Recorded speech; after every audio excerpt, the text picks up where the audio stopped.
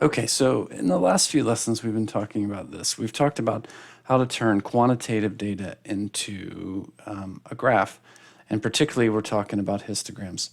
And so on the test, I'd ask you, hey, describe this histogram for me.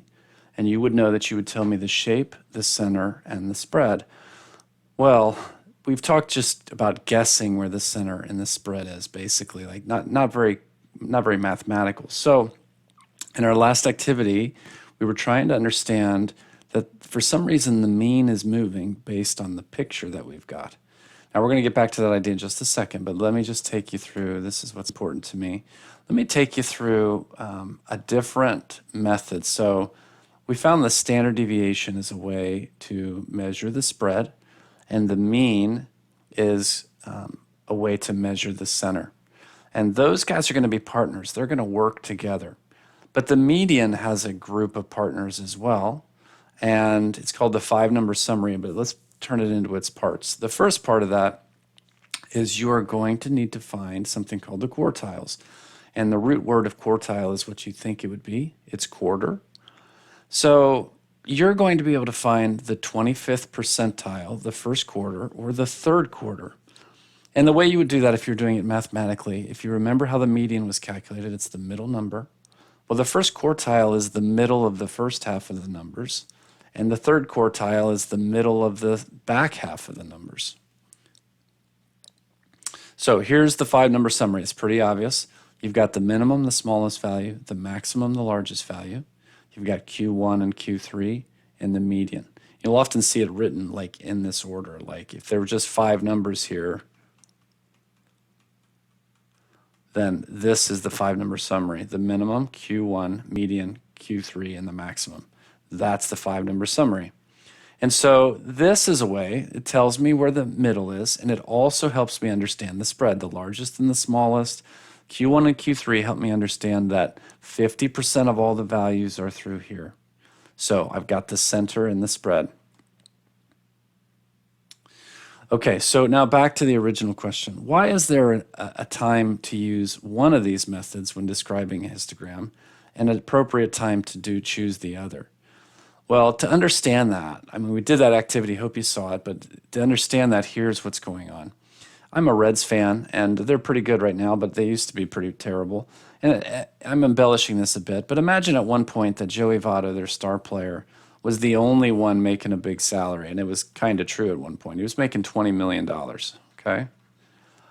Everybody else on the team was making the league minimum. This is an embellishment, the $500,000. Pretty good gig. I would love to sign up to be a Major League Baseball player. So everybody else is making 0.5 mil, okay? Not bad. But that's like 25 guys, and then there's Joey Votto.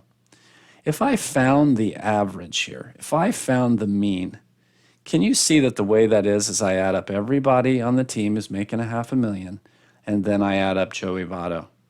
Do you know what would happen there? The mean is going to go towards Joey Votto. So let's say that the average salary for the Reds, the mean for the Reds would then turn out to be $1.7 million. Well, how can that be? Nearly everybody makes $500,000, and only one guy makes more than that. But because of the nature of an average, where you add them up and divide by the people, however many you have, this guy right here is going to play a major role in skewing it. And so here's what I'm getting at. If you have a histogram that's symmetrical, the best way to do this, the mean and the standard deviation are meaty mathematical. They're very meaningful. So if you're skewed, use the meaningful one. Use the mean, use the standard deviation. But if you're skewed in one of the directions, like Joey Votto has skewed this distribution, I mean, it's totally embellished here with just one guy. But if you've got a skew, these guys out here are going to pull the mean this way. And it's in a deceiving way. So the mean turns out to be somewhere over here. But look, most of the data is here at the hump. So be careful. A mean is not the way to go if you have a skew.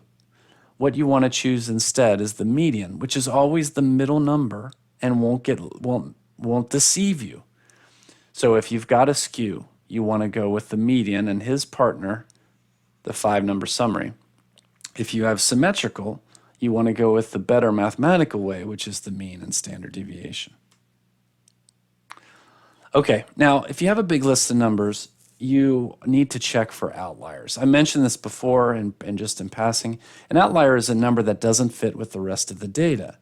Well, how do you know? Like you might have a data point out here, 75, and all the rest is back here in the 50s, and it looks like it's outside all the rest of the data.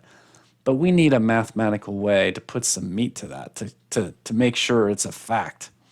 And so it turns out the guy who came up with this basically kind of just made it up arbitrarily, but this is the rule that everybody uses. I want you to find the interquartile range. What that means is it's the difference between Q3 and Q1.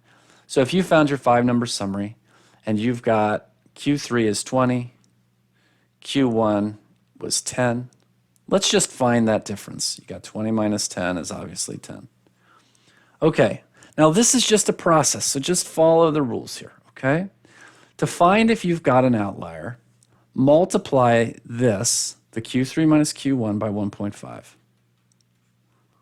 Okay, we'll get 15. Now, subtract this 15. You just made this up, but subtract it from here, Q1, okay, we'd get -5, and add it to Q3, and we get 35. All right, this is your yard.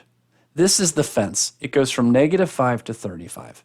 And if you have any data points that are below that or above it, they're outside your yard. They're outliers. And notice what happened here. One of the numbers is -5, which doesn't really seem to make any sense. Well, sometimes that happens. It just means like on the back end, you had no numbers that were outliers if you didn't even have any negative numbers, and that's fine. But so this is the process of finding an outlier, is the official way. Okay, quickly here, a box and whisker plot is just a plot that shows you the 5-number summary. It's going to show you the min and the max. It's going to show you Q1, Q3, and then you put this dashed line for the median. Connect that interquartile range here. This shows you this is where the meat is, where 50% of the values are. And then I note here at the bottom, if you found that something was an outlier, suppose the max 77 is an outlier, what'll often happen in charts is they'll change that to an X. Like they'll say, hey, this is an outlier out here, and they'll move the max on the box and whisker to the next lowest value that wasn't an outlier. Okay, so when we describe a histogram, describe a distribution, you're going to tell me the shape, but if it's skewed, you want to tell me the center and the spread with the 5-number summary. If it's symmetrical, you want to tell me with the mean and the standard deviation. Okay, I hope that helps.